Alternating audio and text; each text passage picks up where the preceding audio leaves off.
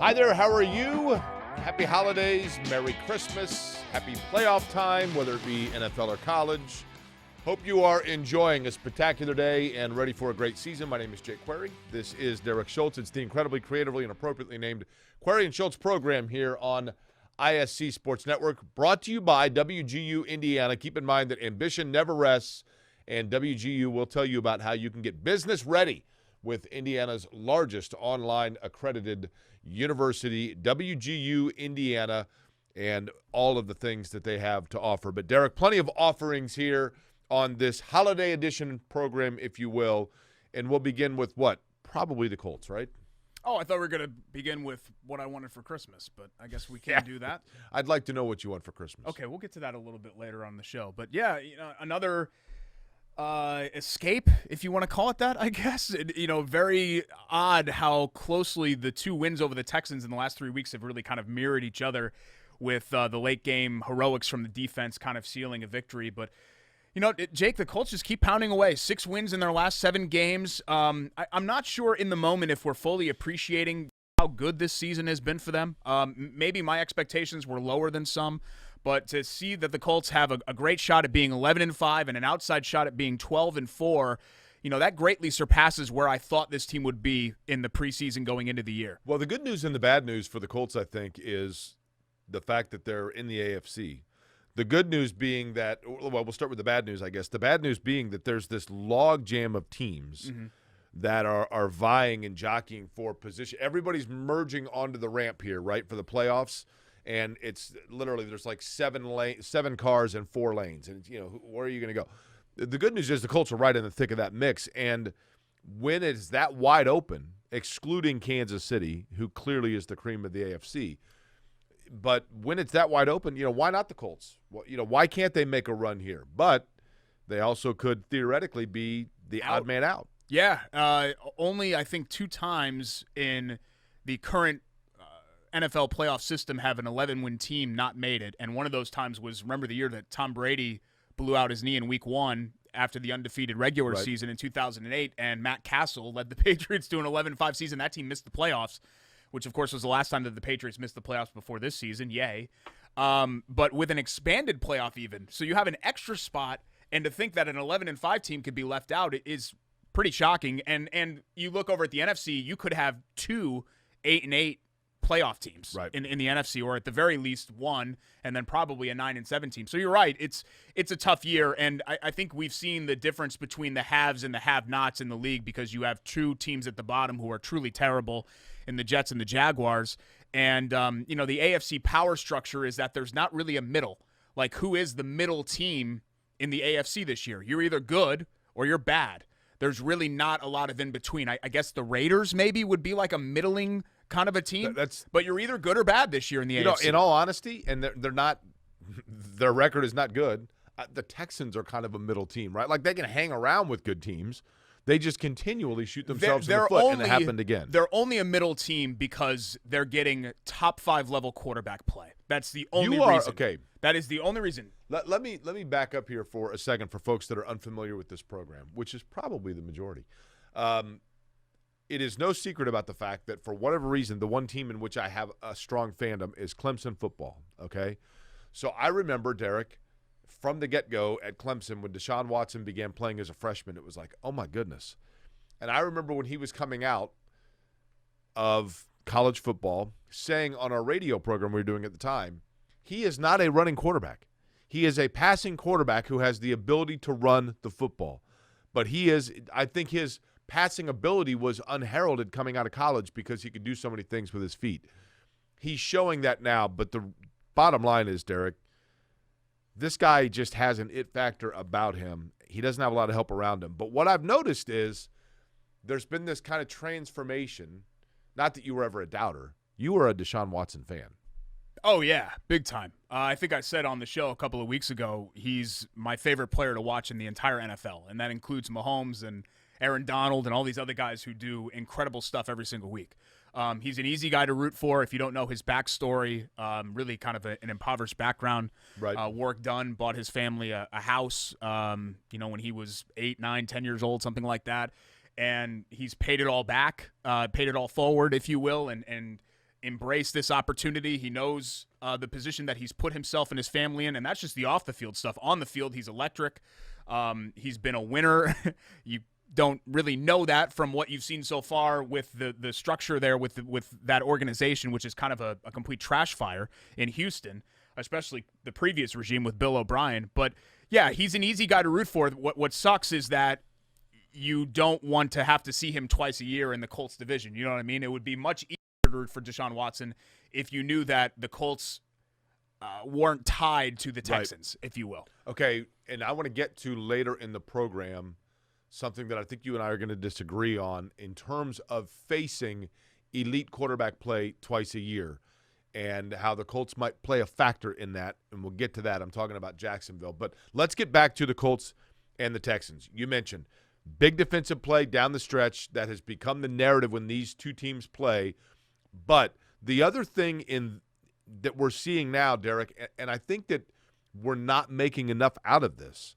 We've talked a lot about it, but they continue to get really solid and consistent quarterback play, quite frankly. And, you know, the Colts are going to have, I shouldn't say a decision to make. I think it's pretty clear that Phillip Rivers is a guy you go with for another year. I think he still has gas left in the tank. Yeah, I think that's pretty clear. I mean, I've been waiting to see if there was some kind of end-of-the-season drop-off. Right. But it just doesn't appear to be coming for him. I mean, he's been accurate. He's been efficient. The turnover numbers, which a lot of people were worried about. Oh, Phillip Rivers, you know, he's going to throw picks. Riverboat gambler, remember? Can you remember the last interception that Phillip Rivers threw? Week 2? I mean, well, I know not that long ago, but I'm saying where he had a game where it was an issue. Yeah, I mean, the last game where he really was straight bad was the Cleveland game. He wasn't good against Tennessee in the home game, but no one was good that day. They got, you know, ragdolled by the Titans in that game. Ragdolled. Yeah, sorry, I'm trying to add some new terms for blowout. Well, what is ragdolled? Well, I had a listener. It was an Aerosmith song. I had a listener, Ben, email that said that he didn't like using the term curb stomped. It's a bit rough. Because he thinks of that scene that's really brutal which is a great movie, American History X. Correct. And he doesn't want to have that mental picture every week when he religiously tunes into Query and Schultz here on ISC Sports Network. So he said, Derek, I'm a huge fan. Can you find other terms for blowout? Okay, so what is ragdolled?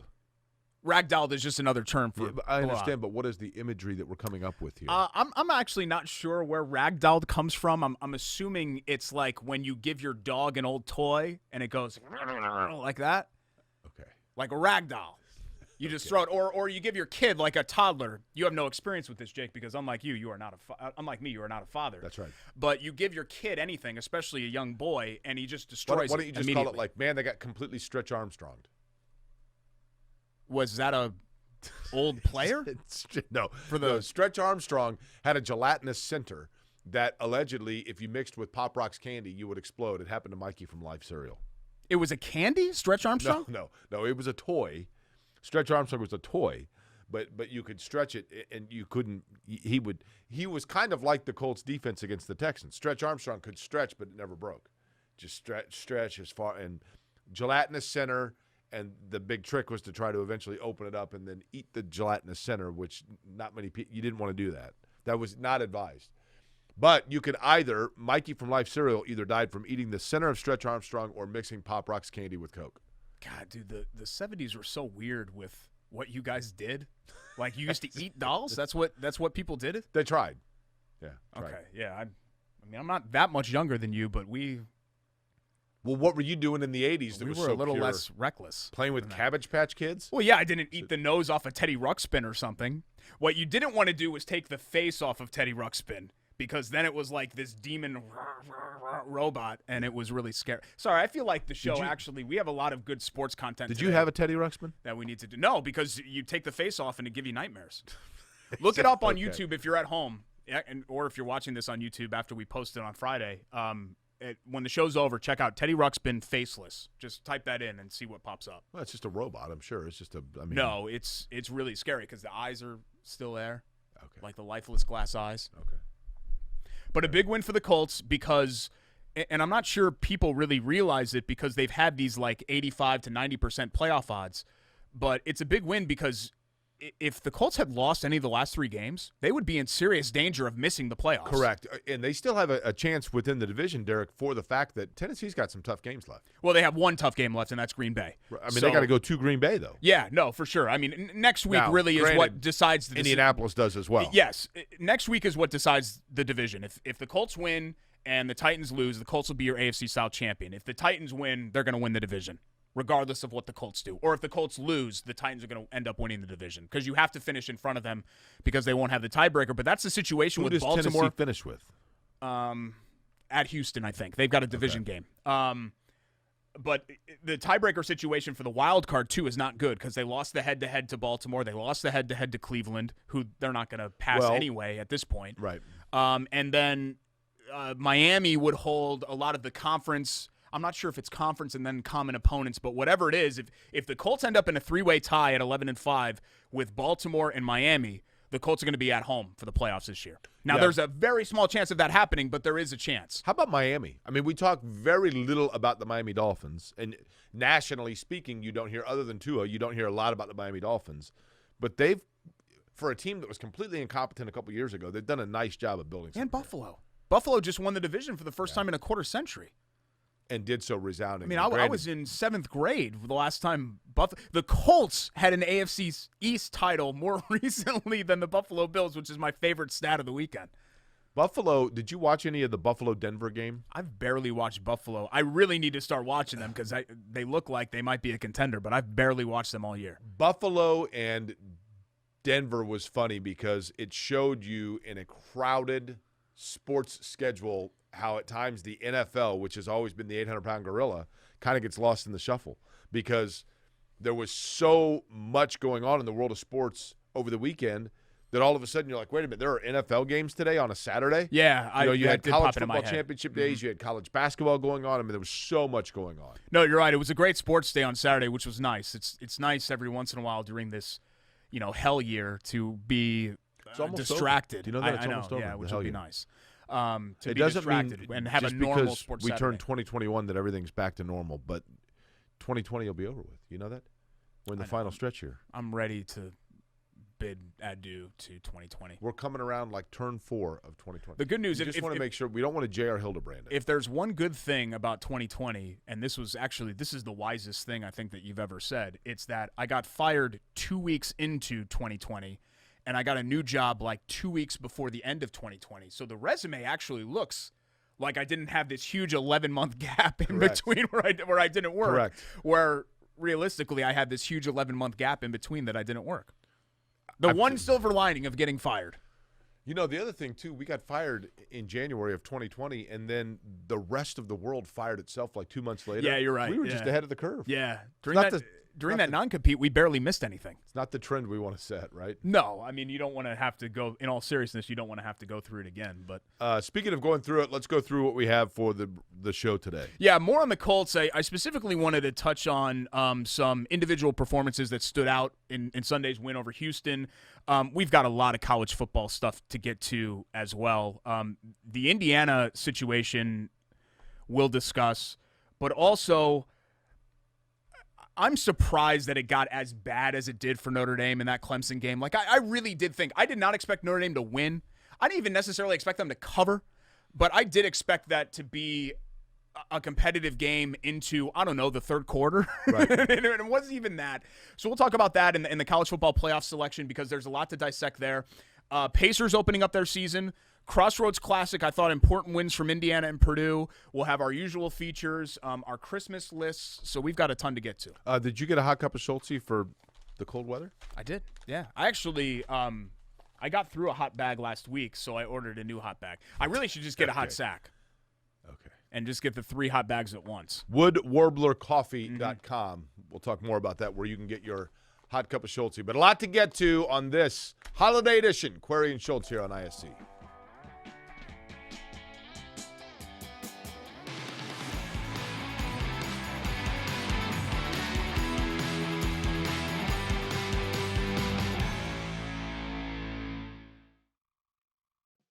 Dairy farmers provide us with safe, pure foods for our tables. A responsibility that takes intuition, resolve, and determination to make sure their milk is good for you and delicious to taste. Their connection with our community runs deep, passed down through the generations, ensuring that milk is always available at your store. It's not easy being a dairy farmer, but the rewards have special meaning when you can feed Indiana's families every single day.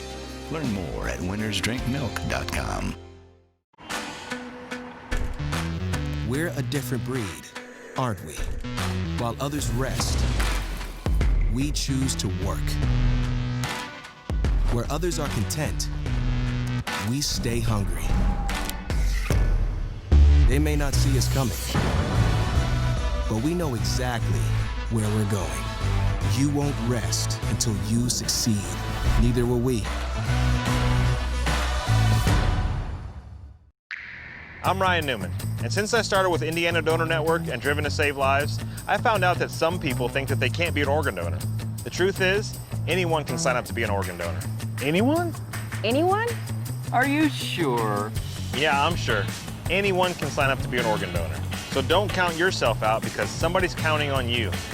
Go to driventosavelives.org and sign up today.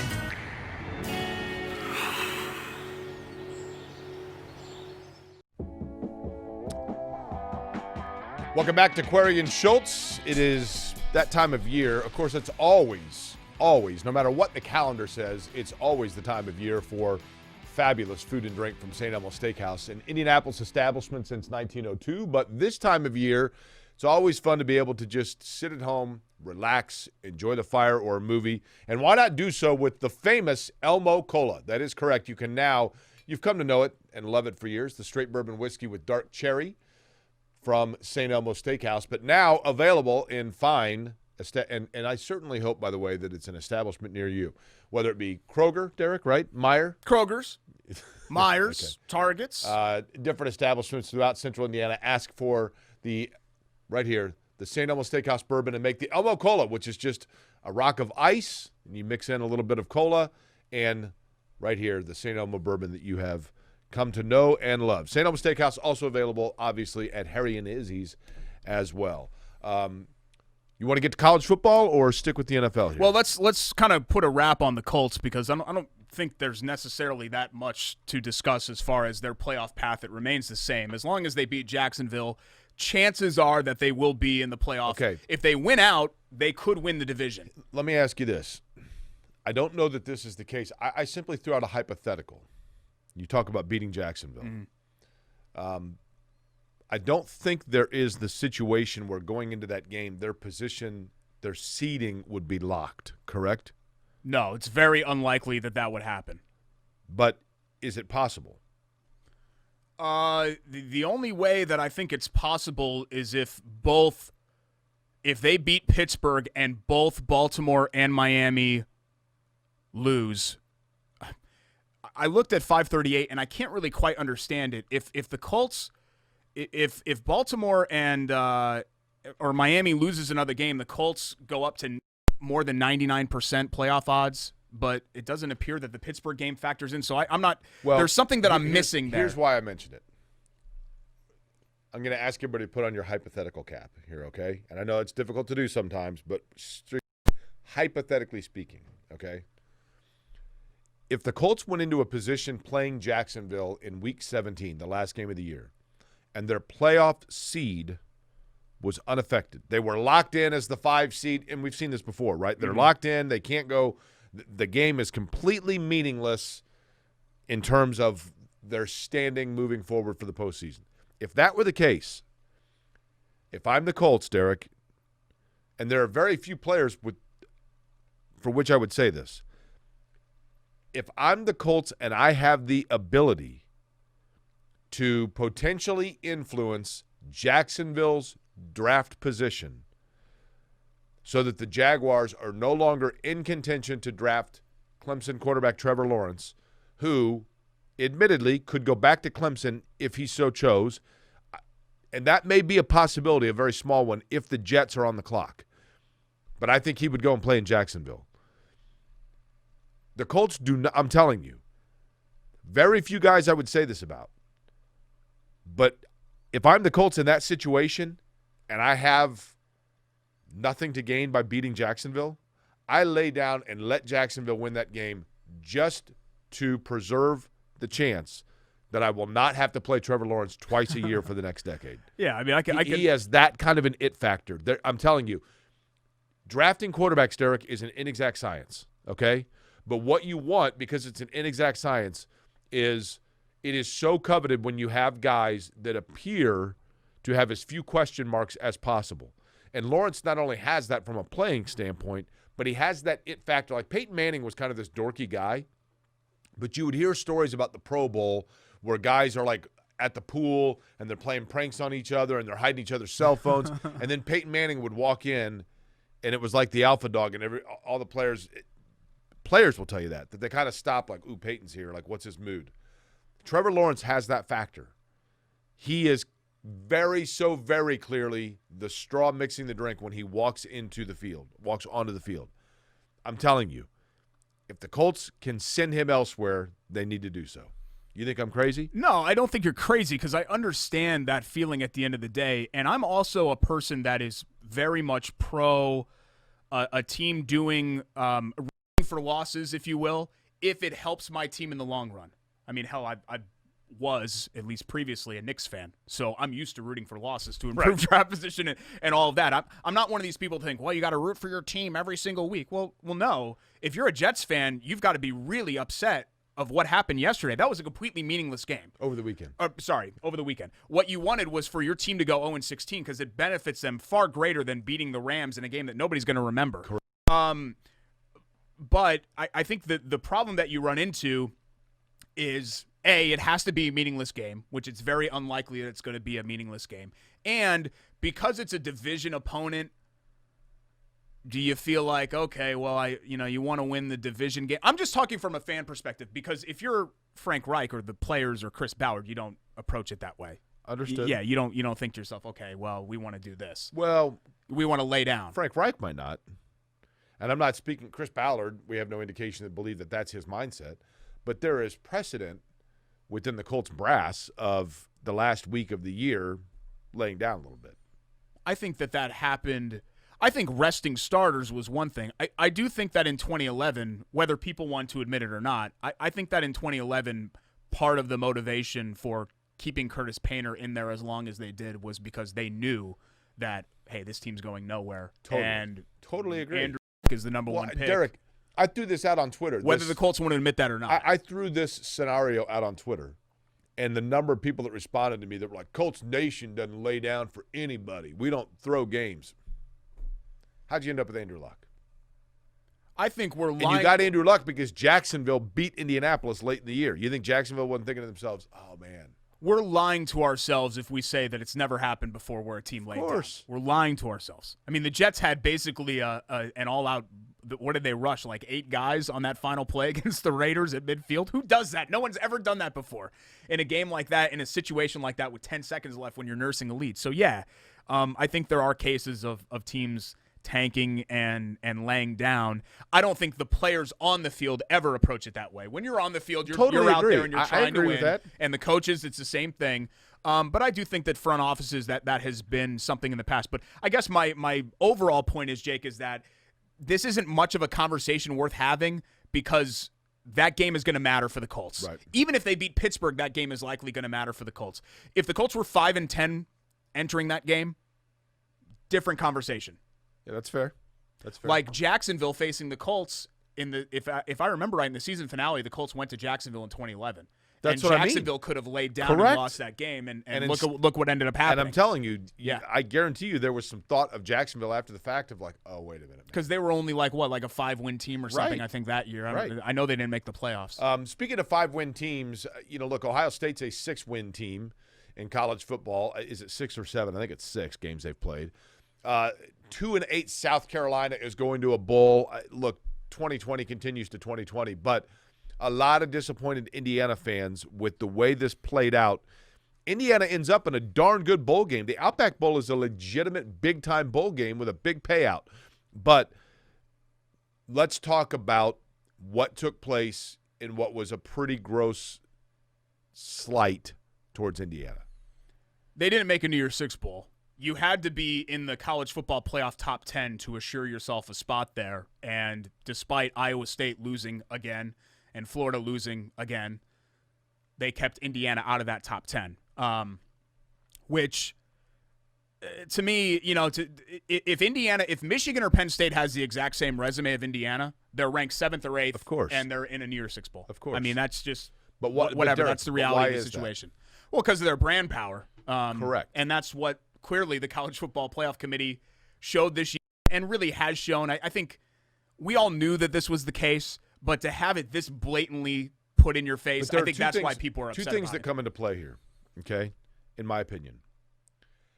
When I was a student at Indiana, you had football tickets at IU, right? Yeah, I did. Yeah. When I was a student at Indiana, I had season tickets every year that I was a student in Bloomington, and I went to probably 90% of those games. I was one of the few. And Indiana was decent back then. It was the end of the Bill Mallory era. But they went to the Polon Weed Eater Independence Bowl and got shellacked by Virginia Tech when I was in school. But, I mean, they were a bowl contending team in the early 90s. And I went to every game. But Indiana was a basketball school. And now Indiana football in the last few years has become a cool social event for Indiana alumni. But they go down and they're like, oh, we went to the game. We went to Bloomington for the IU game. It was wonderful. What'd you do? How was the game? Oh, we didn't go in. We went and tailgated on 17th Street, and then in the third quarter we left and we went to Knicks. Listen, the reality is this. When it comes to these bowl selections and the conference selecting what schools are going where, brand matters. Perception matters.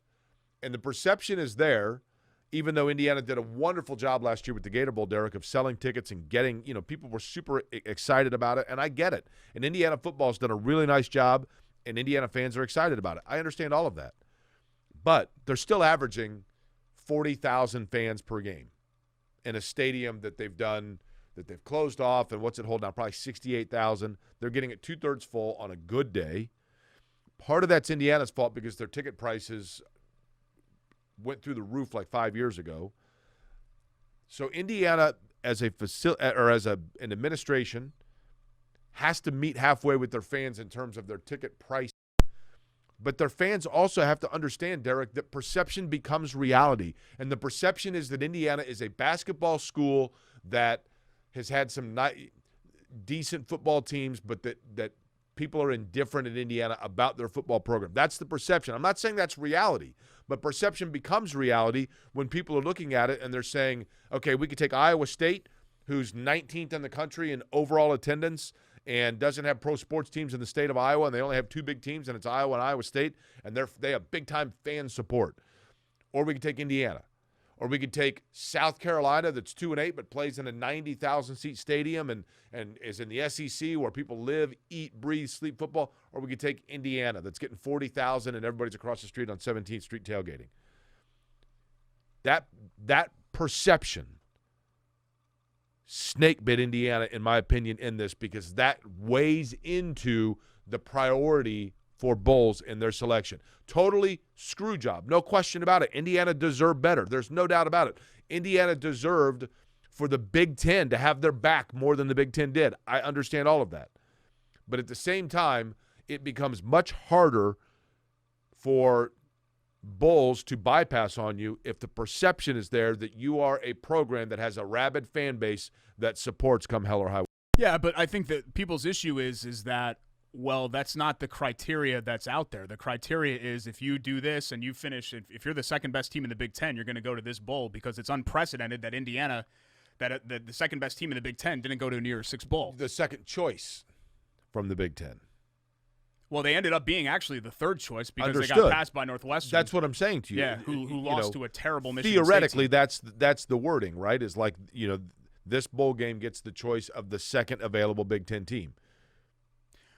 Third available Big Ten. It's their choice. But generally, the conference, generally. Understood. Indiana is clearly the second best team in the conference, so they would go. I don't understand why. The big slap to me is not Indiana missing the New Year's Six. I thought they deserved to be in the New Year's Six. Putting Northwestern in the Citrus Bowl is freaking ridiculous. Michigan State is horrible. That is an unforgivable loss. They are terrible. They got ragdolled by every single team that they played this year that was worth a darn. Okay. Rutger ragdolled them. But, okay, for that reason, Derek, and look, losses have to count. I'm playing devil's advocate here, but for what it's worth, you are correct about Michigan State. ragdolled, I believe you said, right?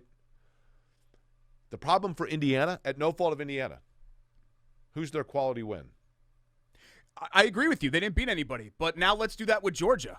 Understood. Right? Losses have to count, though, Jake. You know what I mean? I'm with you that you need to beat people, but that can't be the only thing. Like, losing to a Sun Belt team by 17 points at home has to count. Right. Losing to a Michigan State team that is comatose has to count. But, Derek, sports have always been about, first and foremost, one thing. And this year I realized that ticket sales, admittedly, for a bowl game this year, ticket sales are not a huge draw because how many are we even going to be allowed to sell for different games? But the perception in one's mind. Like, do you think of Nebraska as a basketball school? No. They're the inverse of Indiana, right? Right. Yeah. And so there have been years where I guarantee you Nebraska had 20 wins and didn't get into the NCAA tournament. Why? Because the perception was there of, well, if we send Nebraska to Boise, how many fans are they going to bring? Bob Knight in his later years had plenty of Indiana teams that were 19 and 11. In 1990, they were 8 and 10 in the Big Ten. They get into the tournament and they get shipped out to go play California. Why? Because they know Indiana is a basketball rabid school that's going to get eyeballs in television viewership. This year, the tickets aren't as applicable, but eyeballs to television viewership, branding. That's what the Bulls are after. I have another question. So if we're going to play this game, Indiana didn't beat anybody, right? I don't disagree with that. Indiana's brand recognition is I think not Indiana good. is good, Derek. I'm playing devil's advocate. No, I know. I know you're not trying to be Right. hard on Indiana. I think we're just having a discussion about this. Indiana didn't beat anybody. True. I'm not going to dispute that. They don't have a quality win. Indiana has a bad perception football-wise. Yes, historically they're the losingest program in major college And football. Derek, Indiana's wins appear better because they beat schools that perception favors, but right? if you're going to do that, why is Ohio State firmly in the playoff then? It's a different set of criteria for each team. You can't use Indiana as Ohio State's signature win. Understood. And as the reason to include them in the playoff, and then say, well, Indiana's not even good enough to make the New Year's Six. Like, you can't have that both ways. Ohio State is there. Ohio State is in the playoff. Because they're Ohio State. Because they're because they're Ohio State, and B, because they were in the playoff a year ago, and it just feels like an extension. And of they're everyone undefeated. knows Ohio State deserves to be in. Ohio State's really I good. agree with you, but my point is, and this is the problem with the criteria, who have you beaten? You hold that against Indiana, yet no one holds that against Georgia, who's beaten no one. Georgia's best win is 4-loss Auburn, who fired their coach. That's the only winning team that Georgia has been all year. They didn't even finish in the rankings. But Georgia, again, what Georgia has been able to do for the last 5 years is live off reputation, right? Georgia has been, not necessarily this year, but in years past, recent years, Georgia's a 9 or 10 win team whose 2 losses are to like Alabama and Auburn or whoever. And they're right there in the thick of it. They're in the SEC championship. And so you're, Georgia. And that reputation carries with them. And be it fair or not, and it is unfair. It is unfair. But the reputation of Indiana also carried with them here. And that reputation is a place where they get 35,000 picture day. Oh, Ohio State's coming, so that's the day you get the aerial picture of picture day. Memorial Stadium. Everybody wore red. Yeah. I remember on the Ohio State message boards 20 years ago, they used to tell people, hey, wear gray because we don't want to be we want to show how many fans are in there, so Indiana can't do picture day. How about this, Jake? You presented a situation with the Colts in Jacksonville that has a 0% chance of happening, but is an interesting situation. Here's my kind of interesting take. Okay. If I'm Indiana, and again, this is not going to happen. If I'm Indiana, I don't play in this game. Why? I say no. I say shove it. I say, okay. You want me to prove that I'm worthy of being in the New Year's Six, and my reward after all of this for being the second best team in the Big Ten, and also you guys passing me on the Citrus Bowl, is a 4-win Ole Miss team who gives up 41 points a game. No, I'm not playing in that game. Indiana has everything to lose and very little to gain, outside of money and the fact that they could end that bowl losing streak. Outside of what? Outside of money. Okay. Look, again, realistically, there's not a chance in hell that Indiana would decline an opportunity to play in the Outback Bowl. But my big problem with how this shook out for Indiana is A, ending up in the Outback Bowl when at the very least they should have been in the Citrus, and B, the opponent. The opponent, at least if you would have played Auburn, you'd play a name program. Do you feel personally, but you don't get that. Do you personally feel like like your worlds have come together because you attended Indiana while working at Outback? Oh, a little bit, yeah. I didn't think about it that way. See, normally I should be thrilled about Indiana playing in the Outback. Right. It's where I met my wife. Right. Outback Steakhouse was a big part of my life. Sure. I like Outback Steakhouse. But in this case, if Indiana beats Ole Miss 50-7, who cares? Ole Miss stinks. Everybody beat them 50-7 this year. If Indiana loses that game, it's we told you don't belong. SEC's you better than guys the Big stink. Ten. Yeah, SEC. You're right. Terrible. The second best team in the Big Ten can't even beat the 8th or whatever best team in the SEC. And I just don't. I outside of ending that embarrassing bowl losing streak and the paycheck, there is no other upside to Indiana playing this game. If the NCAA had called you and asked you, look, Derek, we know Alabama's the best team in college football. We're going to put Clemson second because they won the ACC. Ohio State is legitimately, I think, I think Ohio State was a lock to be third. Correct. Yeah, I agree. So, 4 was up for grabs. Mm-hmm.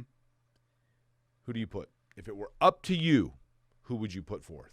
I would have put, and this is going to be controversial because Notre Dame had a better resume at the end of the day than A&M. They did. The extra win over North Carolina helped push them over the top. I don't understand where and how. All I heard about during this discussion of bowl games and playoffs was, well, the North Carolina win and the North Carolina. I get it. What is the fascination with North Carolina? But they got I 3 losses also. The SEC's problem this year was that 2 of them with teams that are not over 500. But losses don't count, remember? I think the SEC's problem this year was that the top is very good. The middle and back of the SEC was bad. Right. LSU was bad this year. Miss State and Ole Miss and Vanderbilt. Yeah. Like it was not a vintage SEC where you run like 8 or 9 deep. So this thought of, it's a 1-loss SEC team. Yeah, normally in a normal year, a 1-loss SEC team would be a big deal. I would have put A&M in because I think it would be, if I'm a college football playoff committee member, I don't want to be embarrassed. I want my picks to be justified. Okay. And if Notre Dame gets blown out again for the second time in 3 weeks, that's embarrassing for the college football playoff committee. Whereas with A&M, you could at least say, that loss to Alabama happened months ago. Can we say when as opposed to if? If Notre Dame stays within, if Notre Dame covers, it would really be a miracle. It's 20, honestly, if Notre Dame covered, it's 20 and a half. If Notre Dame found a way to lose that game by 17. It started at 17. It's now 20 and a half. Miracle. Yeah. Have we checked lately? It might be up to 26 now. I was surprised that the line was so low, opened so low. I thought it would start at 20, right. And then you go, right. You know what I mean? You go up from there. And that's not, for the sake of, that's not even a knock on Notre Dame. I mean, that's talking about how good Alabama is. Alabama's and Notre Dame has done a lot of good things over the last 4 years. Notre Dame has firmly planted itself again as a top 10 program. Like, people have to remember they were horrible for the better part of 15, 20 years, like embarrassingly bad. Davey, Willingham, Weiss. Early in the Kelly era, it took a little while for them to – I mean, they lost to Tulsa, I think, in Brian Kelly's first year, so it took a little while for them to gain their footing. So at the very least, they've reestablished themselves there. But no one's ever going to be able to take Notre Dame seriously, Jake, if they can't be competitive in these games. Right. Like, Florida isn't necessarily a great team. Florida was – and you never felt like Alabama was going to lose that game. Florida made Alabama work for it. You know what I mean? Georgia, who flops a lot in big games, they're usually competitive. They usually, you make the other team sweat. I mean, these games Notre Dame has played on these big stages, the game has been over in the second quarter. Right. In a lot of these. You know who I'd put in fourth? I would have put A&M in, but you go ahead. A&M's fair. I would have put in Cincinnati because I watched Cincinnati. They had to hold off Tulsa to win their conference, but they won their conference. And when it came down to it, when it was winning time, Cincinnati went down the field and made the plays to win their game and win their conference. And they're unbeaten. And I think it's important for the non-Power 5 conferences for those teams to know, listen, otherwise, like, what makes the NCAA tournament in basketball so great? The fact that Ball State has a can go chance. and take UNLV to the wire. IUPUI can play Kentucky. Right. Yeah. Everybody I has get a it. chance. Butler going to the Final Four. Everybody has a chance. George Mason, Wichita State. If you're Cincinnati now, you are the poster child of, okay, so unless you're in a Power 5, it is meaningless what you do. They did everything they could do. They won every game on their schedule, and they still didn't even get a shot. They didn't even get invited to the party. I just think it's a bad look, and I think they deserve better than that. Coastal Carolina, obviously, as well, was undefeated. But yeah, there were a lot of teams that got – it wasn't just Indiana. I mean, it's a weird year. There were a lot of teams that got hosed, I thought. It's a weird year. When it comes to that. We have things to get to still? Yeah, we got to talk some hoops. Pacers opening up their season on Wednesday against the Knicks. Also, the Crossroads Classic. Got to talk about that. Wins for Indiana and Purdue coming from that. And the most important thing of all, what I want for Christmas. Okay. Actually, I don't know if we're going to talk about what I want for Christmas as much Notre as Dame cover? Is that what it is? I kind of like Santa can't do everything, Derek. No, Santa's not a miracle worker. I actually kind of like looking back at best Christmas gift because Christmas, you never again experience Christmas the way that you do when you're 7 years old. I remember I know what your best Christmas gift was. Did we talk about this on the radio show? Derek, we did a show for 10 years. You don't remember anything that we ever talked about on the show. Like, I'd ask you the next day about something, and you'd be like, oh, you think I pay attention to this stuff? I don't. Did my check clear? You're right. You're right. It's Query and Schultz back with more next. ISC Sports Network.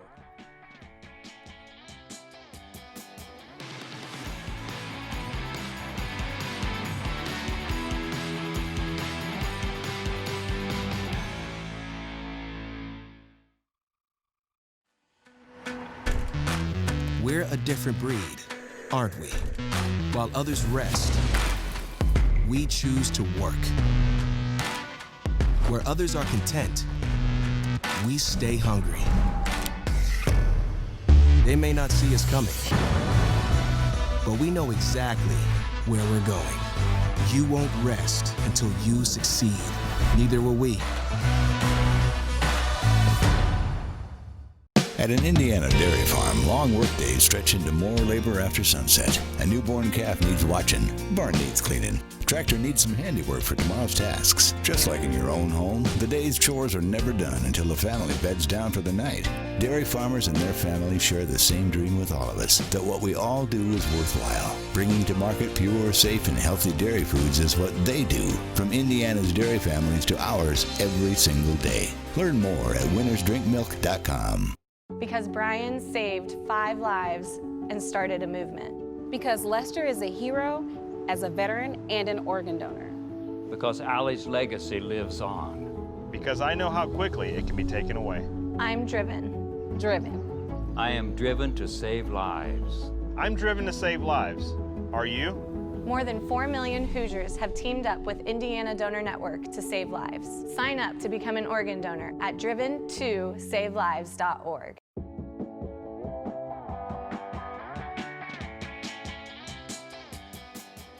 I'm your solo host, Derek Schultz. This portion of the show brought to you by our friends at WGU Indiana. You can go ahead and get a great degree, a business bachelor's degree from WGU Indiana, and lead your way to an exciting career. In fact, WGU Indiana has all kinds of offerings when it comes to that.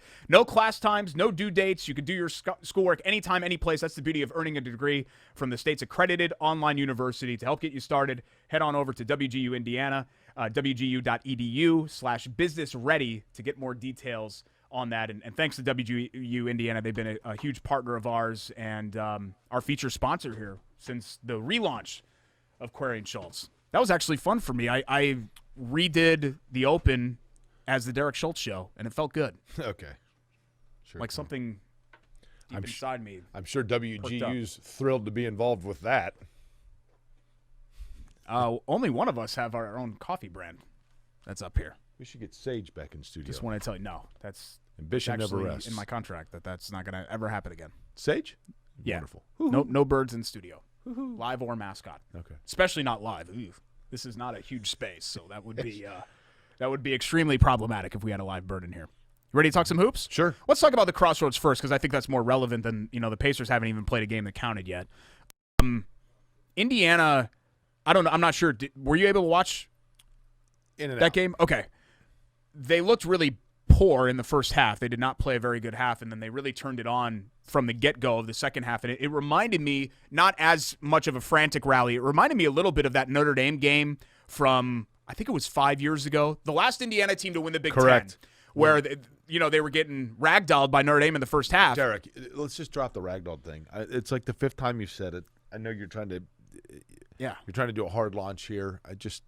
No, it's not. It's more subtle. when slowly work it in if you want to. When but you like point it out every time, it kind of ruins it. So that's on you, not so much on me. But Indiana then turned around in the second half and went on a big rally and really ragdolled Notre Dame in the second half of that game and ended up winning. And it turned around their entire season because that win catapulted them the rest of the way to I think a 15-3. Raggedy Ann. Did you ever have a Raggedy Ann or Andy? No, I hate clowns, and they were too like clowns because they had like little blush and red hair and white, pale, lifeless faces. They're Indiana based, right? Like the dolls are made Raggedy of Indiana? Ann and Andy, yeah. They have some Indiana. I believe they were invented in Indiana. Really? Yeah, I think that's right. I knew about popcorn. I could be wrong in that. Orville Redenbacher Yeah. was like Valpo or something, right? That's correct. Somewhere yes. up in the region. Yes. Yeah, I didn't know about Raggedy. Not that I would look that up. Those hell dolls from Okay. It's make me really uncomfortable. Indiana needs to get – look, Trace Jackson-Davis is – he really – in the second half of that game when Indiana just kind of took possession of it, it was through Trace Jackson-Davis. And he is becoming, an extremely dominant, maybe is the wrong word, but he's very reliable, obviously. I mean, he's a very, very, very good player for Indiana. Now, what they need, Derek, is to establish some sort of consistent outside shooting guard play. Yeah, I agree. Armand Franklin looks like he's going to be that guy, or at least at this point. Al Durham, when he's on, is very good, but Al Durham also, the consistency is a bit of an issue.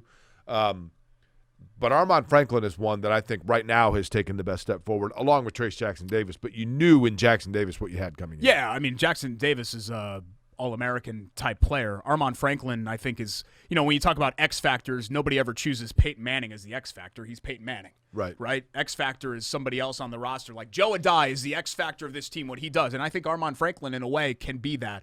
But Indiana just needs guards that opposing defenses have to respect.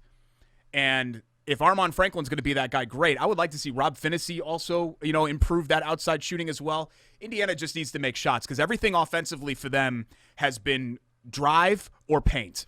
And it needs to be, in 1990, that offense worked. In 2020, that offense doesn't work anymore. Look, Derek, you have to include the perimeter aspect of your game. It is still, obviously, the infancy in the college career of, and granted, he should be a senior right now at Wrights High School in Evansville, but I expected more already this early, and it's ridiculous because it's like, 1/10 the way through his freshman year, but I thought Christian Lander would be getting more minutes and more contribution at this point.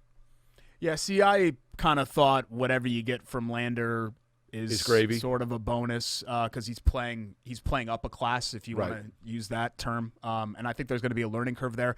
And also, Jake, the fact is this isn't or wasn't a normal offseason either. So I think taking all of those factors into account, I'm not as surprised about that. Another really big step, though, on the positive side for Indiana is they are already getting more from, and it looks like it was not an anomaly early on, Race Thompson's become a really nice player. Has a very good court presence about him, and I think complements Trace Jackson-Davis really well. Yeah, and it just kind of looks the part, right? Like he's an athletic kid. He's really transformed his body. I always feel weird saying transformed his body when we're talking about like 19-year-old guys, but put on muscle, and he looks good when he steps into the gym. You know what I mean?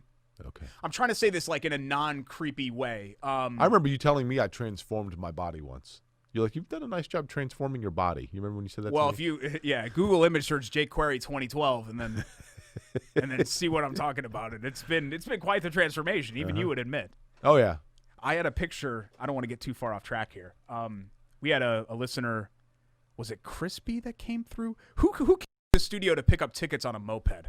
Oh, Justin. Justin, that's right. Greenwood Broncos Justin. Yes, yeah. Broncos Greenwood Justin. Hi, if you're watching. I haven't talked to him in a long time. I'm not sure if he moved or what. He came to pick up tickets on a moped. Yep.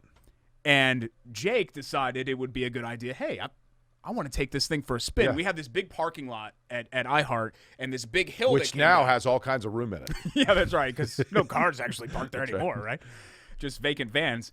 And you did a couple of laps, and I took both video and pictures of that, and I posted one to Twitter, and we've been together we've been best friends for a long time, but we've been kind of together as coworkers for a long time. And to this day, it is the angriest that Jake has I've ever seen Jake. And I've seen you, hotel lobby 2013 Final Four in Atlanta talking to the parking attendant. Justified. And that It was justified. is really saying something that this was more angry. Totally so valid. I had to delete the tweet. Still have the photos. Dropbox, thank you. And the video. But you had like a bandana on and you were. I had a hat. You were probably. How much weight? 30 pounds? 40 pounds? 40. Yeah. And, if you look at a picture of us on the air together, the first year, I also was about 20 pounds heavier. I mean, I was really muscular then because I was lifting like 4 times a week, so I was throwing my ish around big time. But I had a little bit more, most of it muscle weight, but there was some fat weight in there. Now, my concern now, Derek, I'm on all kinds of medications, and I'm on a beta blocker that slows my heart rate, and I'm worried that it's going to slow down my metabolism and I'm going to become fat. Oh, I don't think so. What I was worried about is that you're going to become even more boring on the show, which might really kind of harm this program because I can only, we're talking about me lifting. I can only carry so much. Okay. You know what I mean? Sure. Okay. Let's get back to the crossroads though. From Butler's standpoint, they were shorthanded. No Aaron Thompson, who really is their best player this year, and I think everybody knew that this was going to be a crazy year for Butler. It's a transition year for Butler. This is a team that's not going to be an NCAA tournament team, it's very unlikely that they'll be an NCAA tournament team. But I liked their freshman class getting so much spin and getting those minutes early because I think that's the core of players. This is Butler's best ever ranked recruiting class. That's the core of players that's going to carry this program forward in the coming years. Yeah, look, Butler is one of those that at this point LaVall Jordan, in terms of the players coming in, I mean, is Butler – Derek, the one thing that Butler has had a challenge, I guess, doing is once their profile escalated, then so too did the level of recruits they were bringing in. And Butler has been so good at taking guys that maybe were not necessarily – strangely enough, when the higher recruiting classes Butler's had have not been the ones that have been the most successful because of the quote-unquote Butler way, but the way that they all mesh together.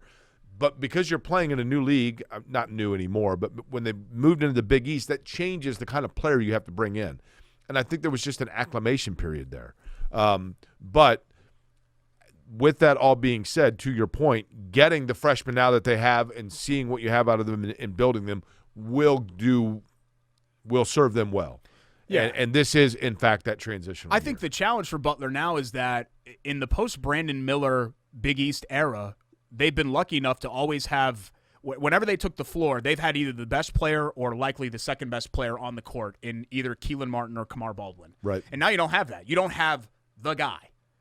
And adjusting to not having the guy, I think, is going to be difficult for them, obviously, in the interim this year, which is, like I said, kind of a transition year. But, hopefully somebody develops into that. And Aaron Thompson is a really nice player. I like the upperclassmen. The Indy and Golden are both very capable Big East starting caliber players.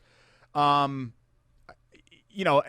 not a roster that's, like, devoid of talent or anything like that. It's just that the Big East is better with the addition of UConn. It's always been kind of a deep league. And I'm not expecting Butler to be anything more than, just kind of a pretty okay team who might play in a postseason, but not the NCAA. So here's a good trivia question for you, Derek.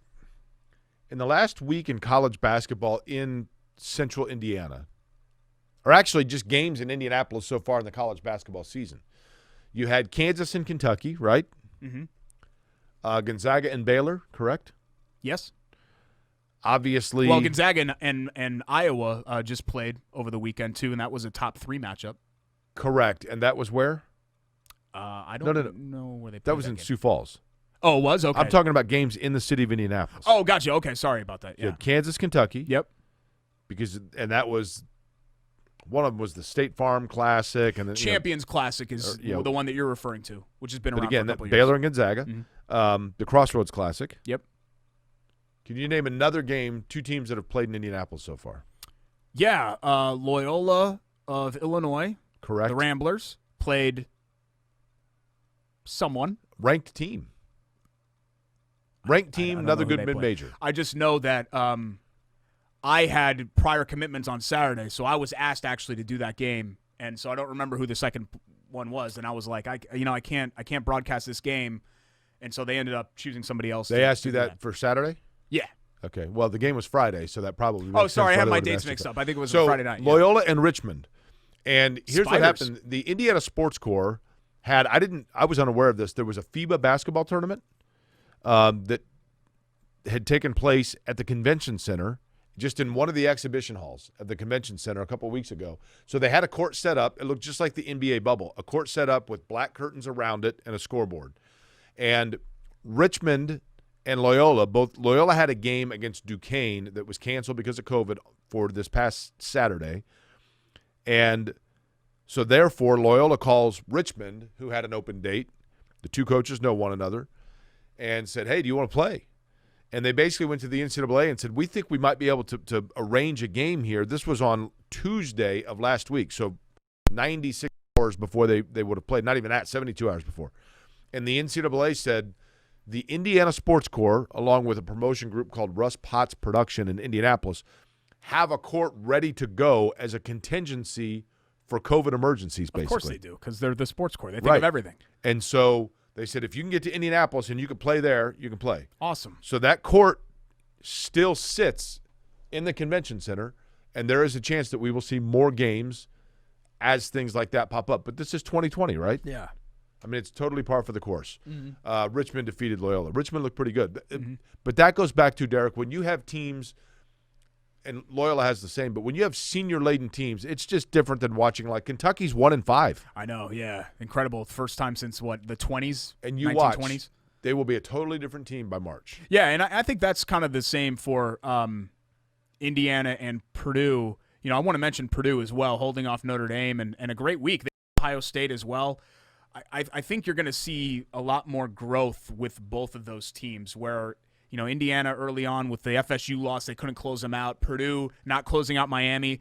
I don't think that's going to be a problem for those teams in, like, February. Right. You know what I mean? Like, I think both Indiana and Purdue's trajectory might be like this, but the point is that I think it's going to go up. And, you know, does that make me a homer because they're the teams here? Yeah, probably. I'm always optimistic about those two teams, but I really do think with their young cores that they can get there. Sorry, the reason I was smiling was I saw you and Megan did that game. Correct. I saw the photo, and I thought to myself, is the court in the same spot where we did the Big Ten Fan Fest the first year of the show?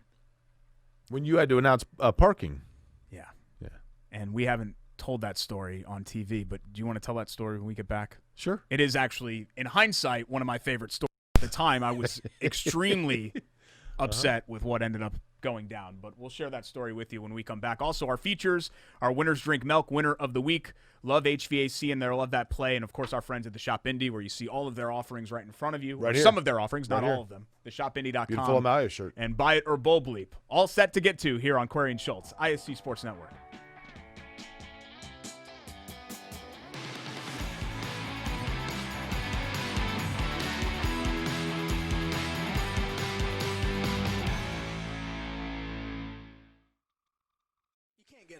You can't get enough of us. Good one, J-Man. This is the worst scandal. This is worse than steroid. Not so fast. Are you going to watch the XFL? I'll probably watch a little bit of it. You want to go through and pick some games? No, I don't. No, I don't. I really don't. Oh, my God. We are ripping fast today. And how hard can it be, right? These are now selling for about $3,500. So we're back to our old ways of pulling rocks. Act like idiots on camera, open cards, and talk about the hobby.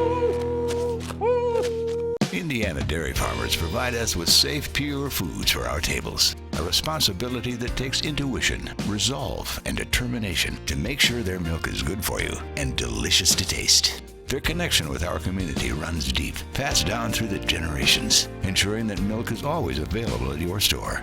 It's not easy being a dairy farmer, but the rewards have special meaning when you can feed Indiana's families every single day. Learn more at winnersdrinkmilk.com. We're a different breed, aren't we? While others rest, we choose to work. Where others are content, we stay hungry. They may not see us coming, but we know exactly where we're going. You won't rest until you succeed. Neither will we.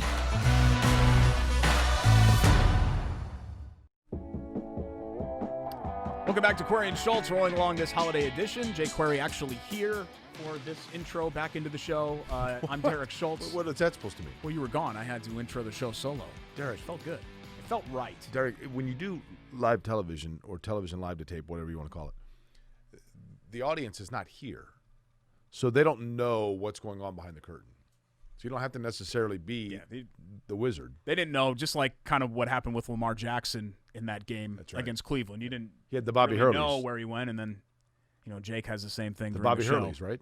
That wasn't what happened to me, but I can't tell you, and I know that off the air you've talked about how delicious Hot Cup of Schultz is, that sometimes coffee can act differently for people's stomachs. So okay. And weaken with your heart condition. By the way, how about that guy on Twitter talking about how, not that he wanted you to die or anything, but that was a really harsh tweet. I've seen some gross stuff on Twitter before. He wanted me to die, Derek, because here's the thing about Twitter, and then we're going to get into your story from the convention center. Indiana Donor Network, by the way, behind us. Thanks to them for sponsoring this segment of the show. Anyone can be an organ donor, Jake. It's extremely easy to do. You can save a life. You can be a hero like Brian Clausen was in tragedy.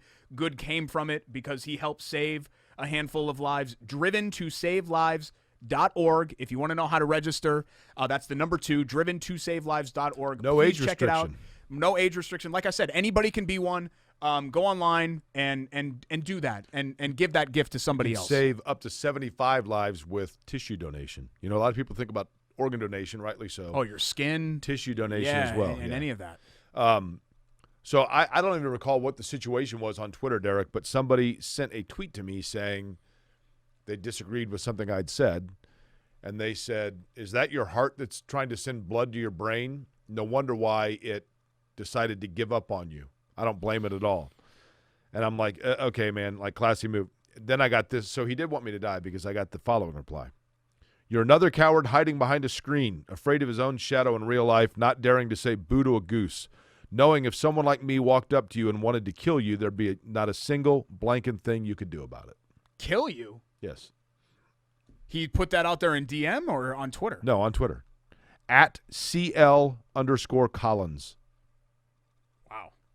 CL_Collins. COLLINS. And then blocked me. I want people to know, too, that at the end of the day, Twitter and sports, like there's no reason to take things this seriously. Of course. Like even when, and sometimes I dunk on people sometimes. I mean, that's kind of the point of Twitter. You dunk on people? That's kind of what it's called, where somebody sends me, like that guy, Alex, who's a nice guy. He's been a listener to the show for a long time, talking about how Florida had a better resume than Ohio State. Well, they really struggled against Northwestern. Yeah, Ohio State, Florida 6 days ago lost to LSU. So speaking of struggling, you know what I mean? Like stupid stuff like that. But, saying something like you wish harm to somebody else, like I can't imagine. I don't take myself seriously enough, I don't think, to care that much. And it really is kind of scary. It's rare that I've encountered that. I have saved screenshots, not that I reported to police, but just to have them just in case. You never know, right? There have been some cases where it's kind of started to go down that road, and I've been unable to diffuse the situation. Well, especially, at CL Collins. I have no idea who that is. You know what I mean? Yeah, he's got some generic whatever. Right. It's like a UFC fight. So it was Big Ten Fan Fest a couple of years ago. It was Wisconsin. 10 years ago. It was the first Big Ten title game. Wisconsin-Nebraska. That's right. Wisconsin was there by default because both Ohio State and Penn State were on probation. Wisconsin had 5 losses. That's right. And Nebraska's year in the Big Ten. That's right. And Wisconsin ragdolled them. They didn't ragdoll them. Yes, they did. They put up 70. They beat them handily, yes. They put up 70, I think. And so anyway, I don't recall if it was the Sports Corps or one of the organizations, the Big Ten, somebody was nice enough to ask if we wanted to partake in working the Big Ten Fan Fest, which is, of course, the area, one of the exhibition halls at the convention center where they have set up where you can go in and walk through, and they have the Heisman Trophy there and different things that you can see and displays and T-shirt sales and fun events for kids and obstacle courses, etc. And we said, sure, we'd love to do it. So, Derek, we showed up, and what took place? Sorry, I was thinking of the 2012 game when this happened. That was when Wisconsin played Nebraska. This probably happened more than once. The second Big Ten championship game was this story, even though we did work the Michigan State was in it, now that I think of it.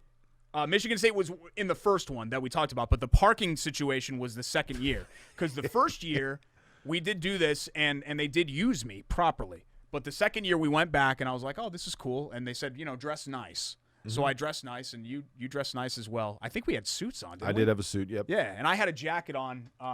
I remember not being able to pick a color of tie because I wanted to remain a neutral observer as talent for the Big Ten title game. Okay. And so we get there, and it was a really nice guy. Remember that he was from Alabama. He was a good old Southern boy, but he was a nice dude. He had the big swoofy hair and Bear Bryant jacket and everything like that.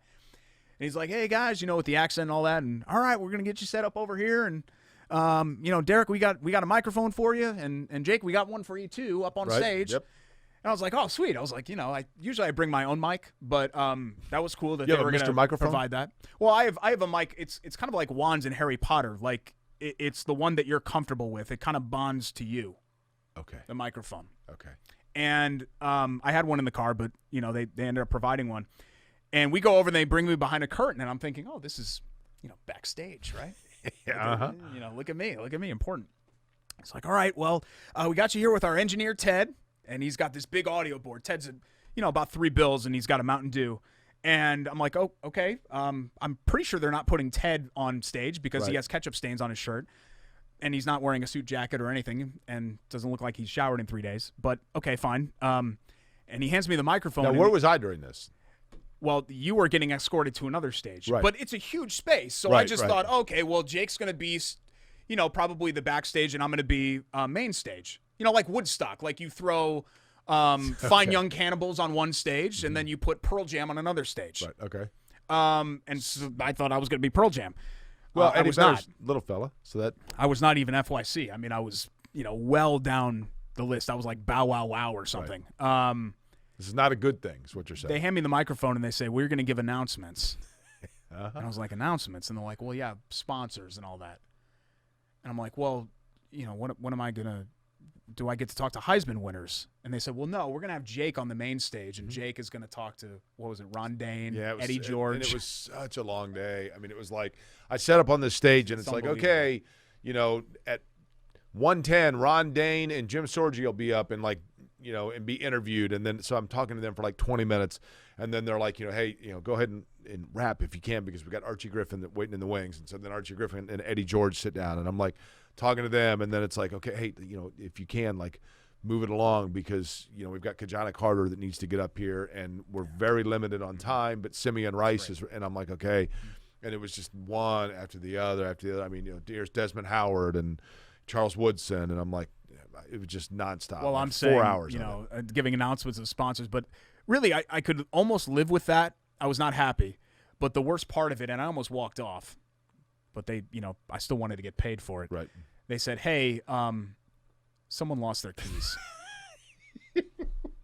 Can you get back on the mic and let everyone know that if they are driving this car, it was a Ford Key, and it had an Illinois keychain on it. If you're an Illinois fan who drives a Ford car. Didn't you also get the unique pleasure of the other side of that where somebody had parked illegally and you got to announce a license plate number? That was at the very end. Yeah, where we were packing up, and I had my jacket on, and they said, "Oh, Derek, why we have you here?" And they just hand me the mic, and I'm thinking, "Oh God, yeah." If you have Wisconsin plate, Bravo, Roger, you know what I mean, and whatever it was, and it was humiliating. I remember that because and Jake's doing hand pounds and hugs with all of the Heisman I winners. remember when you had to announce the license plate because it completely interrupted. Rod Woodson and I were like, come on, man. We were in the middle of a good conversation. We had to stop for your announcement. It's one of those things that at the time sucked, and it became kind of one of the funny shows. I remember we retold it to Bob and Tom, and that was one of my favorite segments that we ever did with them. So, you look back, and obviously with the way my brand's grown now, it's something I would have never done, now if they asked me to do that, unless they're going to pay, 5 figures. But one of those stories that's funny to look back on. Yeah. Did Tommy Frazier win the Heisman? He didn't, did he? Eric Crouch, not Tommy Frazier, right? Yes, Eric Crouch did win the Heisman. No, Tommy Frazier, was it Rashawn Salam, Eddie George? And Danny Warfel, maybe? Right, all in that group were those three guys. Frazier was a good player. Oh, yeah, he was electric. Really good player. Yeah, for sure. Matter of fact, he was a good enough player that there's a chance he could have been, at some point maybe nominated as our Winners Drink Milk Winner of the Week, right? Yeah, we're going to get to that here in just a second. Let's just acknowledge that the Pacers exist real quick. Getting ready to get underway. It's just hard for me. First off, I always have a hard time jumping into the NBA season when we're immersed in football like we are. So it'll take me a little while, but Jake, and I'm not going to be alone here, I can't watch the Pacers this year. I can't watch them. Cable provider? What? I don't have Fox Sports Indiana. Fox Sports Indiana is only on DirecTV and Comcast and a small handful of there are a lot of people that have Hulu like I do, or YouTube TV or something like that. So they're not on Hulu. They used to be, but all the Fox regional networks got punted. These nonstop network squabbles with cable providers, it's just insane, right? Well, it sucks because one of the big reasons that I unplugged was because I knew that I could get a provider that could provide live sports. Particularly Big Ten Network was a big one, and then Fox Sports Indiana, so I could watch the Pacers. And now, it wouldn't surprise I'm not going to have Derek, that. It would not surprise me if what we're seeing is the following. There's been a lot of criticism and a lot of talk about professional sports and sports in general and declining television ratings. And a big part of that is because so many people have gone away from their cable provider or antenna television and cut the cord and gone with Hulu and Roku and Sling and YouTube TV. All measurables and variables, or excuse me, all ingestion ways that are not measured, okay? They're not included in ratings. So when you hear that NBA ratings are down and NFL ratings are down and Major League Baseball ratings are down, all of those things may be true, but that's not to say that viewership is down because people are just viewing in ways that they're kind of invisible. Wouldn't surprise me if this is a power play by the NBA to say, look, we've got to get off of these cord-cutting manners of viewership and force people to have to go back to getting Xfinity, AT&T, and whatever so that we can force them to watch in a way that we're getting credit for. I actually don't know specifically enough about the dynamics of it to make an educated opinion on why it's played out the way that it has. I know you have to pay premiums to get those regional networks, and maybe Hulu and YouTube thought, it's not worth it for us to do that. But what I do know, Jake, is that, and we're already transitioning that way, everything is a la carte now. So I want a little bit of this, I want a little bit of that. Right. It's why podcasts are huge. It's because you're reaching niche audiences, but there's somebody in that niche that wants to hear that. And so they'll find a way to make this possible. I just wish that they would lift the blackout restrictions because at the very least I could get League Pass and have it in my market. But if you have League Pass, you can't get the games that they're still blacked out for you in your market.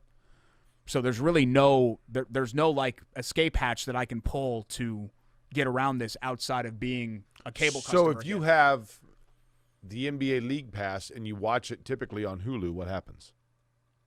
I think you're blacked out from getting the games. It's all games? League Pass is for out-of-market games, right, okay. essentially. Okay. If my understanding is correct. I haven't had League Pass in years because I haven't needed to have it because I've had Fox Sports Indiana on the whatever provider I was using. I think the Pacers, it's going to be an interesting year, and most notably because to see where Victor Oladipo is. Is this the guy? Is he able to return to the key piece guy, or is he now a complementary piece coming off of the injury? And if he's a complementary piece but wants mainline money, do the Pacers now shift from being Victor Oladipo's team into a Sabonis Turner team or Brogdon or, some better than the parts, et cetera, et cetera? I just think it's really difficult to get excited about this team. It just is. There are some individual things that I am curious about, like Miles Turner with a new head coach and an offensive system that allows him to flourish more as a perimeter player, which I think he's always been. Sabonis's continued growth. If TJ Warren can put together an encore to last season. Player, yeah. There are interesting things to watch with the Pacers this year, but overall, essentially rolling this entire team back, and you're in this funk where you're just good enough to get to the first round and then get bounced immediately by a clearly superior team. They're going to have a more it's hard to break that. They're going to have an open, faster pace offense. And, Will that be fun to watch? I think it probably will be. I think they're going to be good. There's just little reason to think that it's going to be anything different than what we've seen the last couple of years, and people, including me, are tired of what we've seen the last couple of years. That's all. I'm not trying to be poly-pessimist. That's just No, I hear you. That's just how I feel. Fair enough. You ready to chug some milk next? Sure. Let's do it. Winners drink milk, winner of the week, and more of our features when we return. It's Query and Schultz here on ISC Sports Network.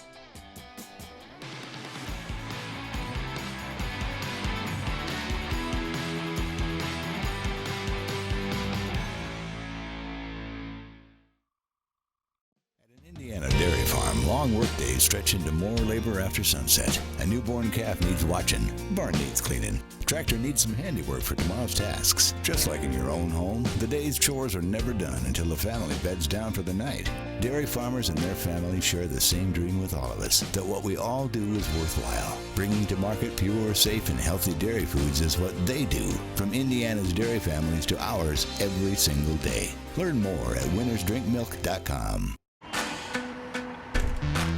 We're a different breed, aren't we? While others rest, we choose to work. Where others are content, we stay hungry. They may not see us coming, but we know exactly where we're going. You won't rest until you succeed. Neither will we. The drive, the take, fouled, and it goes! Lobbing it to the back of the end zone. They're going to say it's a touchdown. Left foot gets through. Goal for Vargas. Hamilton will score!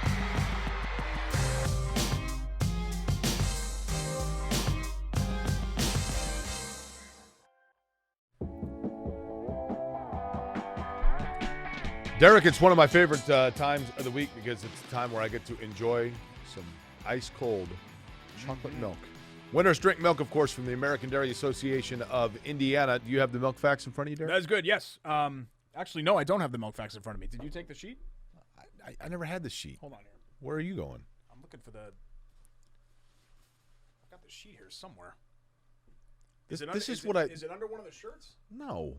We never even brought this sheet out. You should know this off the top of your head. I have my the Amazon nutritional facts that come with fine chocolate milk or regular milk, of course, for that matter, from the American Dairy Association of Indiana, because it is the ultimate refueler after a good workout. Whether you're talking about having potassium, whether you're talking about having vitamin A, vitamin K, Derek, just walk right in front of the camera. Walk right in front of it again, please. Yep. Camera right here. Just walk right in front of it. Yeah, it's not hard for you to duck down, I realize.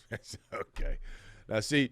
Now, what we typically do is Derek gives us all the milk facts while I enjoy milk, and then this time somebody was completely unprepared. That's right. We'll get that in post. Okay.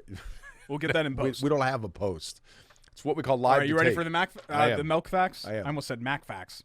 Chocolate milk, which Jake is drinking right now, contains more carbohydrates than regular milk, and 1 8-ounce serving of low-fat chocolate milk has as much calcium as, you remember this one by now at least, 10 cups of spinach. Raw spinach. Okay. Yeah. Like a Popeye goat over eating here. that. As much potassium as a banana and as much vitamin A as 2 boiled eggs. Winnersdrinkmilk.com. Look, if you need like a visualization of how good chocolate milk is as a workout recovery drink, I drink chocolate milk after every workout. Okay. So there you go. I mean, that sells it alone. How many machines do you do when you're out lifting? I don't do any machines. I do free weights, my man. How many reps do you do? I do free weights. Don't worry about it. I'm not really a numbers guy. Do you have a spotter? Not really. I've been spotting myself. I'm the only person that takes care of myself when it comes to that. Are you ever that guy though that's like, hey, can you come over here and give me a spot?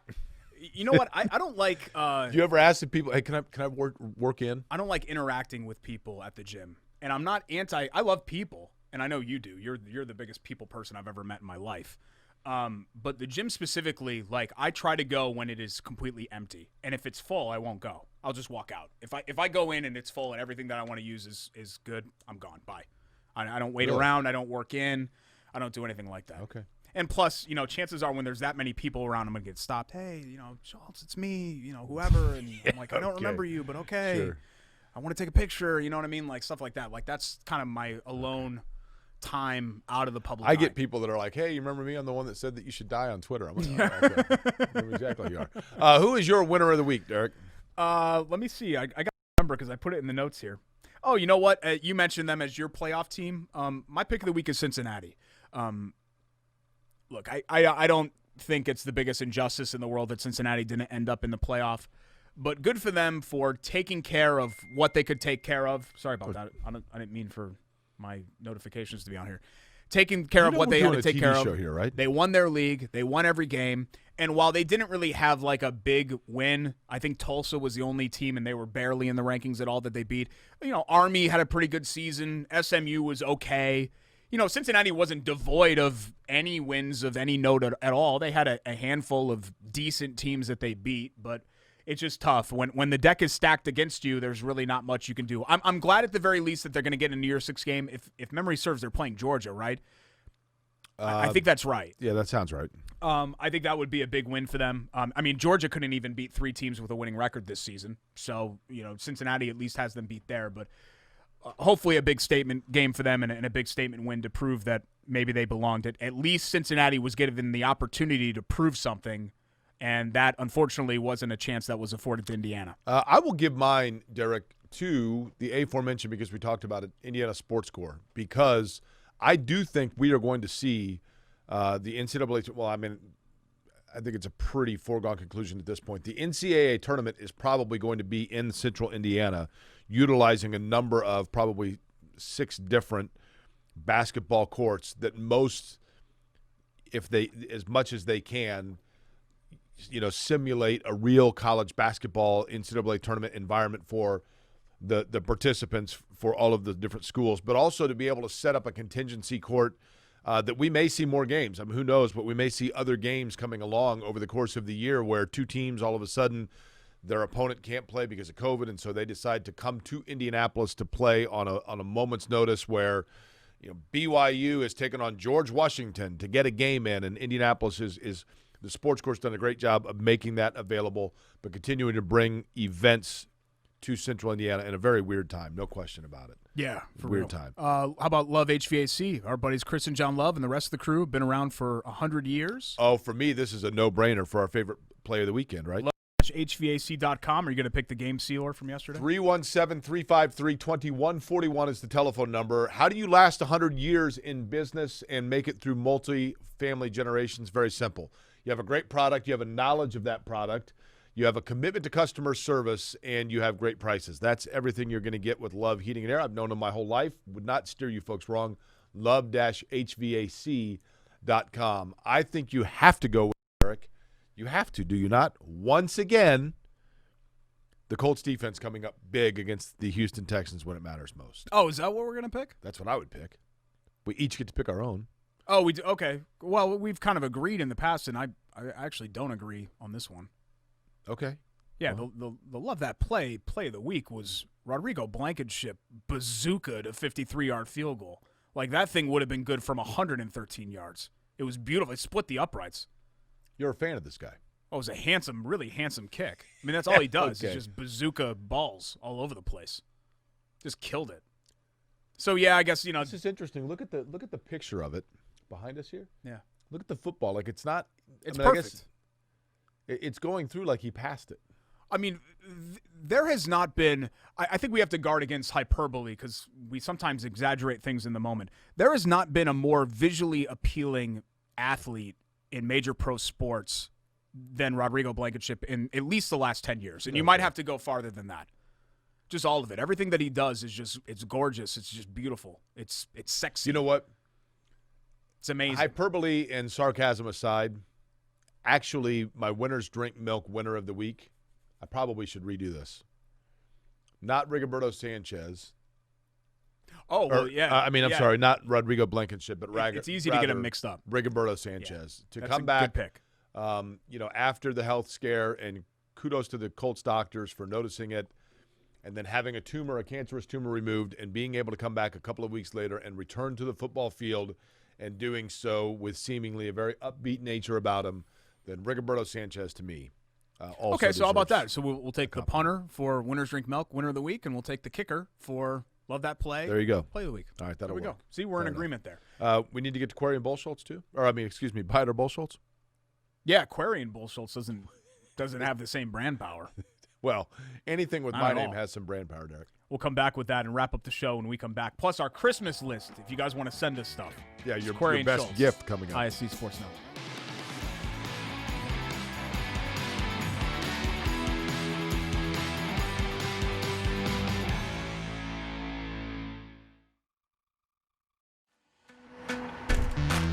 We're a different breed, aren't we? While others rest, we choose to work. Where others are content, we stay hungry. They may not see us coming, but we know exactly where we're going. You won't rest until you succeed. Neither will we.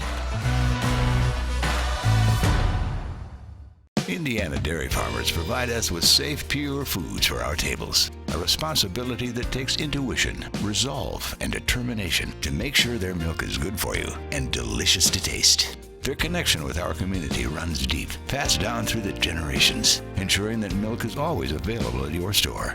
It's not easy being a dairy farmer, but the rewards have special meaning when you can feed Indiana's families every single day.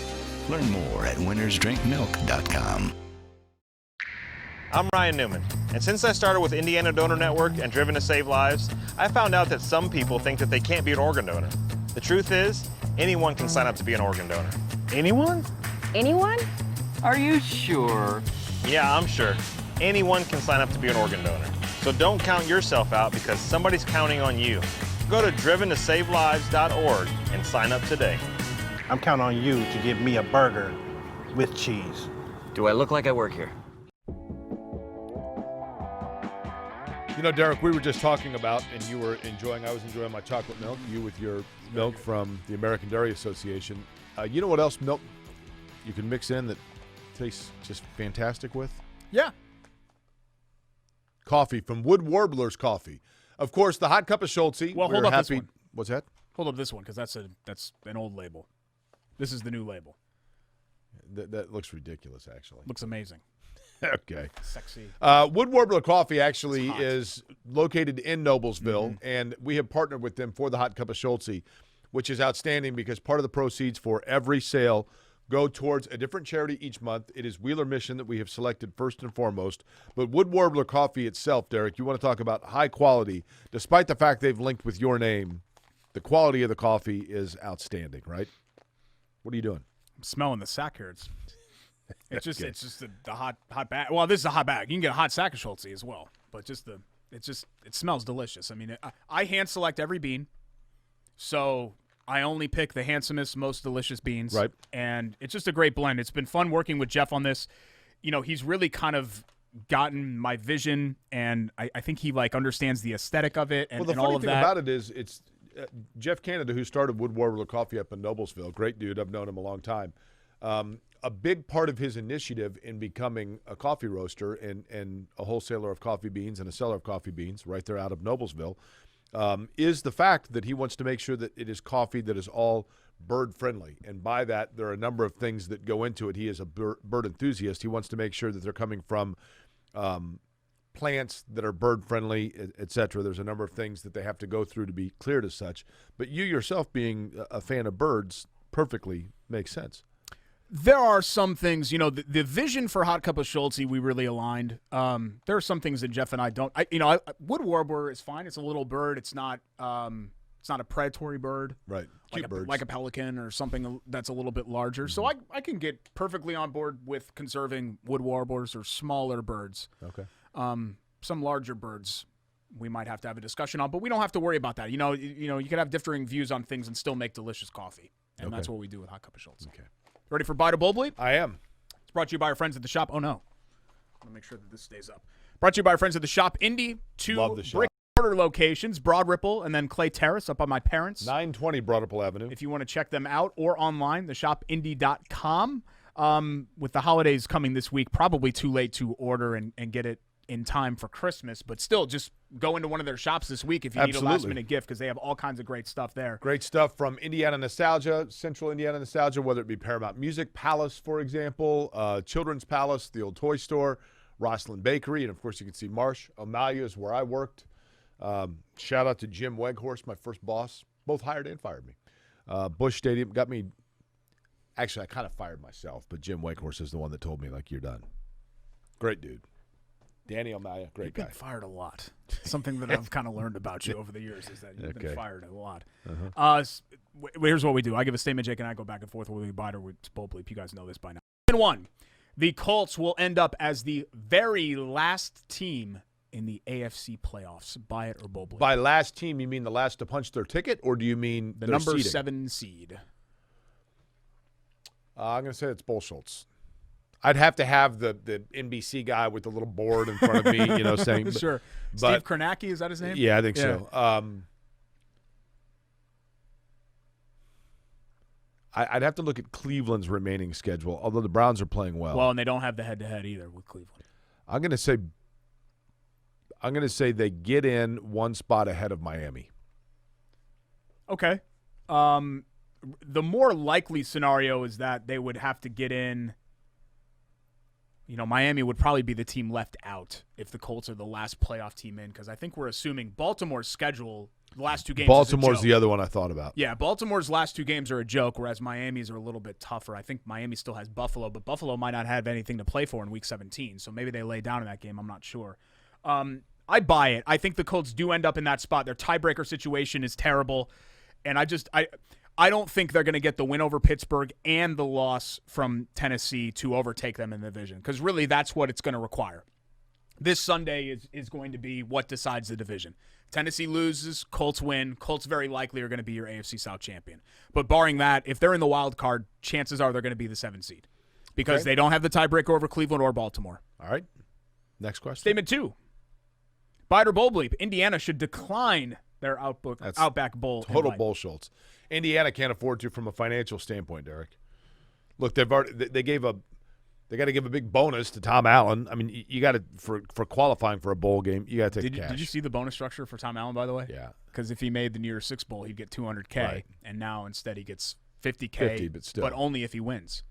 So not only do you lose out, you had automatically $200K if you got a New Year's Six Bowl. And now you need $50K plus. And I guess if he were to go somewhere else, somebody else is paying that buyout. But still, he got a pay raise last year. No one's going to pay that buyout in the COVID situation, I don't think. That doesn't mean that Tom Allen's never going to leave, but I'd be shocked if this was the offseason that he left. Well, I've seen Tom Allen's name mentioned for Auburn by Indiana fans. I haven't seen necessarily Auburn fans talking about Tom Allen. I think there are some people that don't buy into and don't get me wrong, it is a little bit cheesy, some of it. There are some people that don't buy into that, and it's taken me a long time to buy into it. Clearly, it's worked for Indiana. Does that work everywhere? I'm not sure. Buy into what? Buy into the whole, LEO, I love you boys, let's get out there and fight. Like some people don't respond to that. Some people are like, what is this? It's a little too over the top. I think that happened with Tom Crean, in fact, at the end of his tenure, where people were like, this guy's just – I hate to always go back to Crean, but because I think they're different personality-wise, but they're so, out of their seat and energetic all the time, and Crean was kind of like that. But yeah, it has a 0% chance of happening, but if I was Indiana, I'd tell them to shove it. I'd say, no, I'm not going to that Outback Bowl. Nope. You put me in the citrus, I'll play Auburn if you want to. That's a consolation prize. I'm not playing a 4-win Ole Miss team. No thanks. We'll schedule something with Army and find a neutral Indiana's site. had a fine season, and Indiana football and this kickstart of Indiana football has been exciting and fun for people, and they've been good for a couple years now, don't get me wrong. But Indiana is still not in a position to be able to dictate when and where they play. They deserved better. I don't dispute that. Than a 4-win team. I don't dispute that. With a losing record. I don't dispute that. At the end of the day, coaches and media put them 7th in the poll. I understand. At the end of the day. I understand. So if you think Indiana is the 7th best team in the country, they deserve a lot better than an Ole Miss team that got ragdolled by anybody worth a darn that they play. I understand what you're saying. But the problem for Indiana is that even if they ragdoll Ole Miss, it's really not going to mean anything. Right. Whereas if they get ragdolled by Ole Miss, then oh boy, that's a big problem. Okay. Get used to it, Jake. Every single thing that I've ever said on this show is taken off. Tuds, tutties. Yeah, nobody says that either. Getting spin for playing time. Nobody says Last that. statement, because Jordan's probably mad at me that we've gone this long on the show today. He's probably like, get me out of here. Statement 3, the Pacers will not win a first-round playoff series this year. I'm going to say it's Bull Schultz. I'm going to say they do it. This is the year they break through. No, that's not going to happen. They're going to be Sadly. They'll be a 5 seed, and they'll beat the 4. No, they're not. They'll make the playoffs, I think. I firmly believe that, but they're not going to win a playoff series. I'm looking up if Raggedy Ann and Andy are really from Indiana. And look up Ragdoll and see how popular the term is, and then maybe you'll come to terms with that. A ridiculous term. That's what comes up when I, So no show next week, Jake. This is our last show of 2020. Want to thank everybody here. Obviously, our crew, Jordan, Wes, Greg, the whole deal. Jake, even though he's technically on vacation this week, so is Greg Mash, for bringing us back and allowing us to do this show for the last couple of months. And we're excited about 2021 as well. It's been, as you guys know, it's been a difficult year for both of us personally, which includes Jake nearly dying. But we want to thank you for all your support and well wishes along the way, and your excitement about the show being back, and your continued talk on Twitter when you're not wishing death to either one of us, because it really does. At least I think I speak for Jake. This really does mean a lot to us that we've continued to have that support. And then our sponsors, Wood Warbler, WGU Indiana, The Shop, Indiana Donor Network, American Dairy Association, Indiana. St. Elmo. Yeah, St. Elmo. I don't want to leave anybody Love out Heating of that and as Air. well, who have been just great for us. By the way, it appears there is some loose connection to the origin of Raggedy Ann and Andy in Indianapolis. I'm trying to have like a heartfelt but Derek, I promise send off to 2020, and you're like Googling on your phone. It's really disrespectful. I promised people that we would come up with that answer. I give people what they want. If you guys want to know what my life is like on this show every day, it's like if you got passed over for Northwestern and you end up playing a 4-win Ole Miss team that you're above. Really? Yeah, that's what my life is like on this show. Just picture going through that every single week, and that's That's my how you life. feel? Yeah. Okay. I'm better than this. I would echo your deserve more sentiments than this. regarding 2020. It's been, for me, actually, I considered it strangely kind of a triumphant year because just kind of taking a step back and letting things unfold a little bit. But I know it's been trying. I know that collectively everybody's kind of come through it, and it has not rattled the American spirit. And now it's the holiday time, Derek, and that means that the spirit still lives. Certainly hope for everybody the most merry of Christmas and happiest of New Year's. We will resume this program 2 weeks from this week, correct? Yeah, that's right. Okay. Yep. Kicking off 2021, right? So happy holidays. So long as I don't kick off in the Merry meantime. Christmas. Happy New Year. And we even get to our Christmas list, but you know what? That's not the best Christmas reason gift you for the got season. was your grandmother gave you a Jets jacket. No, that was the worst Christmas gift. I got a Vinny Testaverde jersey. And I'm like, Grandma, I hate the Jets. I'm a Giants fan. I didn't say that because you had to call Grandma. Hi, Grandma. Thanks for the jersey. My favorite gift ever, Hot Shot basketball, which was like this finger basketball game where you had little orange basketballs, and it was like Pop-A-Shot, but you played with your index fingers. It was awesome. They kept score and everything. It was really, really good. Like 1992, 93, I was like 10, 11 years old. When I was a little kid, I wanted a Nutcracker really bad. I ended up getting that. I also, we would go to Chicago every year to Christmas shop, and the year of the Super Bowl Shuffle, I really wanted a copy of the Super Bowl Shuffle album. And I got Nice. that. I still On have vinyl? it. Still have Yeah, it on hell vinyl. yeah. Yep. That's probably worth something. It's pretty cool. Then again, everybody probably held on to that, so Yeah, maybe it's not worth it. for sure. Happy holidays, Merry Christmas, Happy New Year. We will see you guys next year.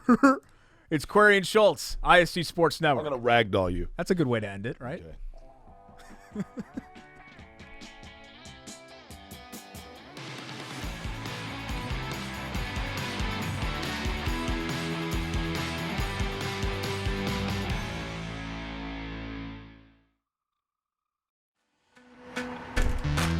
We're a different breed, aren't we? While others rest, we choose to work. Where others are content, we stay hungry. They may not see us coming, but we know exactly where we're going. You won't rest until you succeed. Neither will we.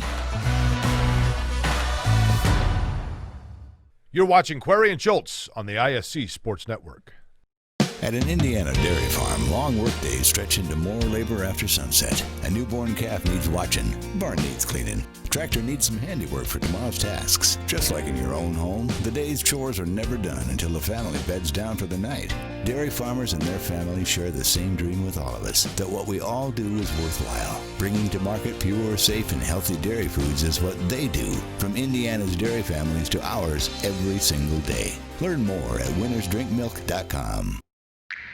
I'm Ryan Newman, and since I started with Indiana Donor Network and Driven to Save Lives, I found out that some people think that they can't be an organ donor. The truth is, anyone can sign up to be an organ donor. Anyone? Anyone? Are you sure? Yeah, I'm sure. Anyone can sign up to be an organ donor. So don't count yourself out because somebody's counting on you. Go to driventosavelives.org and sign up today. I'm counting on you to give me a burger with cheese. Do I look